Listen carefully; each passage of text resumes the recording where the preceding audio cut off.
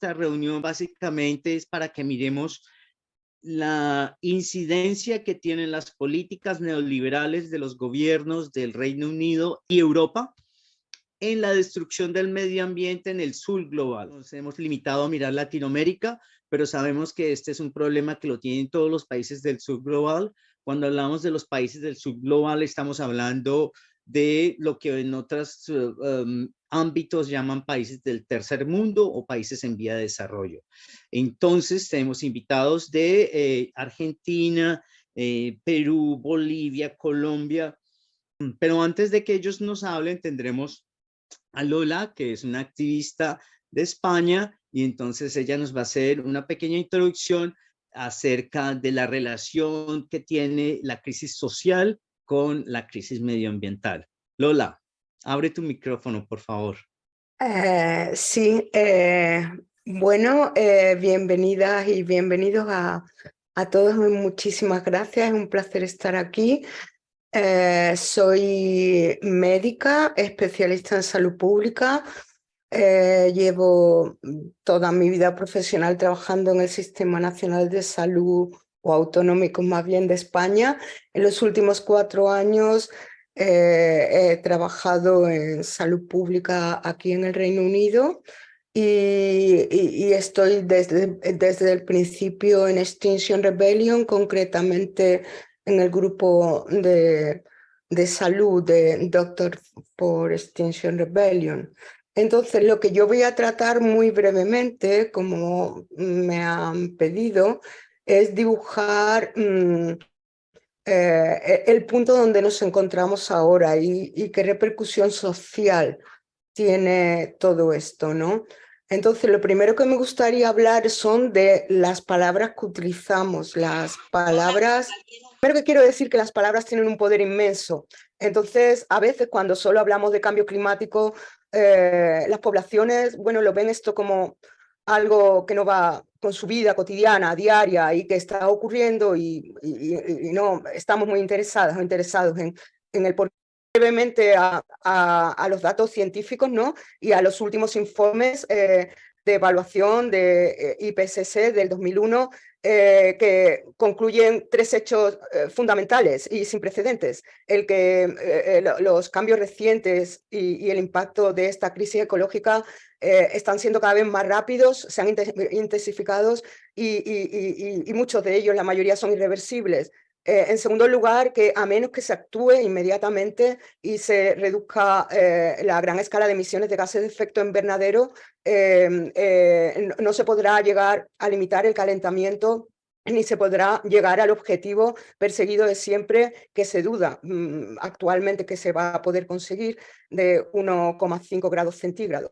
Y en tercer lugar, que esta crisis climática y esta crisis social está afectando a todo el planeta, por supuesto, pero evidentemente no de forma igualitaria. Hay una gran desigualdad en la vulnerabilidad y en el impacto de estos fenómenos en las poblaciones.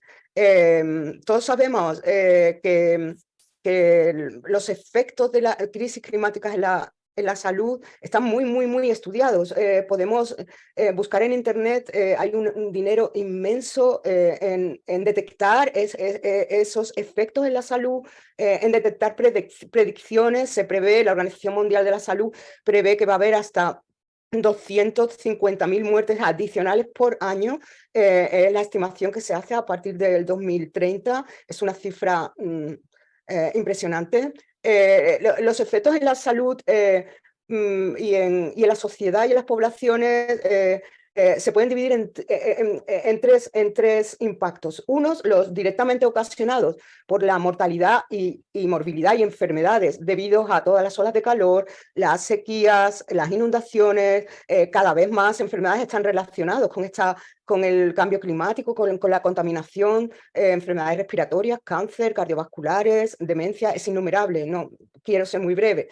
Estos son los efectos directos en la salud de la población, totalmente constatados científicamente, y que ocasiona una pérdida de años de vida. Desgraciadamente, esto afecta principalmente, y eso también está totalmente demostrado científicamente, en las poblaciones con menos recursos económicos, porque la desigualdad en salud es un hecho estudiado desde hace muchísimos años, ¿no? El efecto también es indirecto. Un efecto indirecto es el cambio en todos los patrones de enfermedades transmisibles. Hemos vivido una pandemia impresionante. Las poblaciones del sur global sí que son mucho más sensibles a esto que voy a decir, a las enfermedades transmitidas por vectores, mosquitos, garrapatas, porque se sufre mucho más que en los países de Europa y países más ricos, pero en el sur de Europa también estamos teniendo brotes impensables a nivel de salud pública hace unos años, como brotes por fiebre del Nilo, tenemos casos de dengue, es decir, que hay un cambio realmente en esto y que va a afectar a toda la población. Pero lo más importante y lo que quiero hacer hincapié hoy es a través del impacto en los sistemas sociales.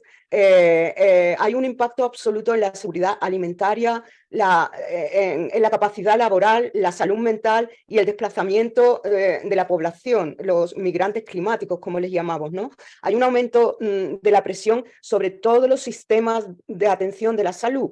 Esto es tremendamente importante porque los sistemas sanitarios en los países ricos, imaginamos en el sur global, están absolutamente desbordados y colapsados. Están en una crisis que no tiene ningún precedente debido a las políticas de austeridad, debido a la crisis financiera y, por supuesto, a la pandemia COVID-19. Pero realmente las soluciones que se están haciendo no son ninguna. Acaba de publicarse un estudio importantísimo que relaciona la mortalidad en el Reino Unido con las privatizaciones y externalización de los sistemas sanitarios y al final este impacto, quien más lo sufre son las poblaciones que viven en las zonas más deprimidas económicamente. Estoy hablando de que en el Reino Unido, por ejemplo, hay una población, según el censo, a ver, lo tenía por aquí, de 283.721 personas latinoamericanas. Todas y todos sabemos que esta población vive en las zonas más deprimidas y que realmente yo, personalmente, en mi experiencia como en salud pública, trabajando en el Reino Unido, es una población como casi invisible. Todas las políticas de desigualdad en salud es que apenas se menciona a los hispanohablantes y a los latinoamericanos. Me paro aquí y luego sigo con esto porque si no me voy a extender demasiado.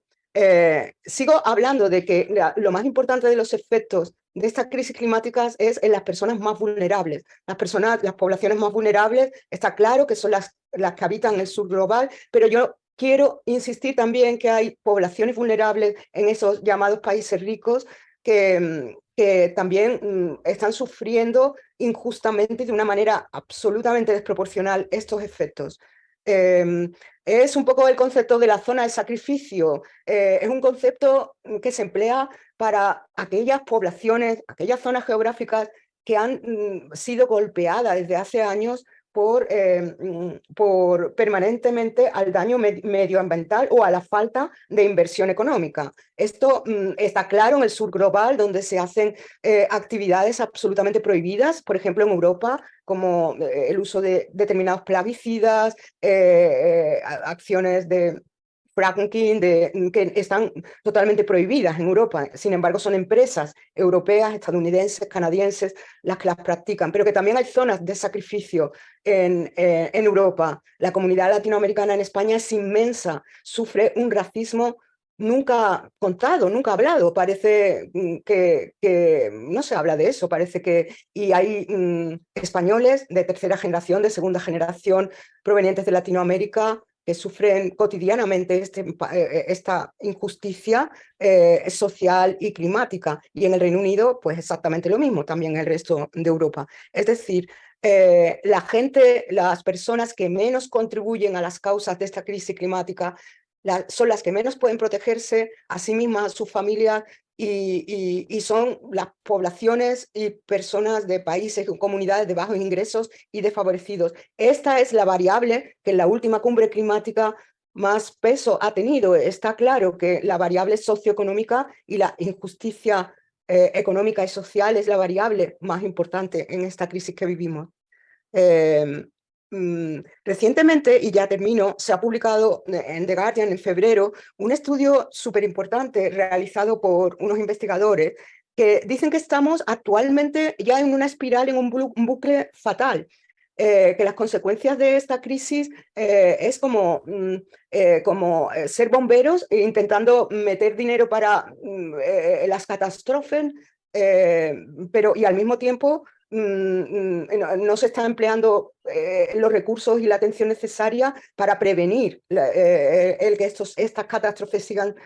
No sé si logro explicarme, es como una espiral, ¿no? Lo define muy bien. Es una cascada en la que es muy complicado navegar con estas dos cosas. Sí. Sí, la cuestión es que, por ejemplo, la crisis social que vamos a vivir, la vamos a vivir en una crisis de precio, que la estamos viviendo en el Reino Unido, de precio de alimentos, En todo el el mundo. surgimiento de la xenofobia, nacionalismos, y se va a En todas aprovechar partes. el miedo a los llamados refugiados climáticos para fomentar todas estas políticas neoliberales y xenófobas, ¿no? Sí. Para terminar, mi mensaje, el gran reto, y desde que vivo en Londres, es cómo llegar a esta población que sobrevive cotidianamente, porque es una Ujú. sobrevivencia. Siempre nos han dicho que la gente de Extinction Rebellion, que podíamos ser de clase media acomodada, que tenemos más tiempo para preocuparnos de estas cosas, leer ciencia. Entonces, yo como médica realmente es que pienso que el momento de salvar vidas o disminuir o mejorar la calidad de vida es intentando poner mi voz para que se entienda bien la repercusión en nuestra vida cotidiana. Entonces pienso que es mi deber ético y que es lo mejor que podemos hacer, es lo único, porque yo personalmente no tengo ninguna confianza en que ninguna institución, ningún gobierno nos salve de esto, ¿no? Muy bien. Realmente no.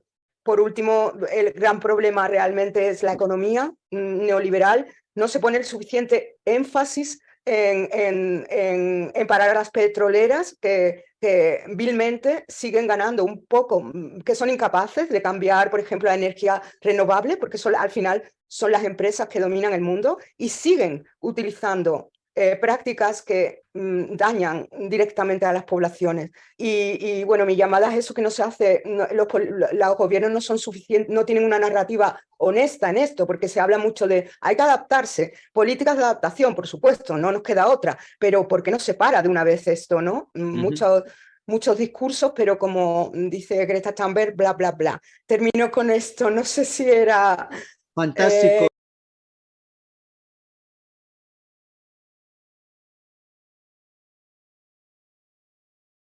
lo Lola. que esperabais. Ha sido muy enlightening, como dicen en inglés, muy iluminador, como diríamos en español. Lola, has mencionado algo, te lo agradezco mucho, que has mencionado la población latina que está por debajo de la línea del PAN, de Breadline, que pagan impuestos y que Exacto. contribuyen al bienestar de la nación y que reciben muy poco, ¿no? Que a estas personas, esas las que va esta llamada. O sea, en este momento tenemos gente de toda Latinoamérica y internacional, pero el objetivo es esto, ¿no? Queremos que este mensaje que Lola tú has compartido, y gracias por compartirlo, llegue a los latinoamericanos que están en el Reino Unido, que es nuestro campo de acción para este abril, donde vamos a estar trabajando, donde vamos a estar unidos.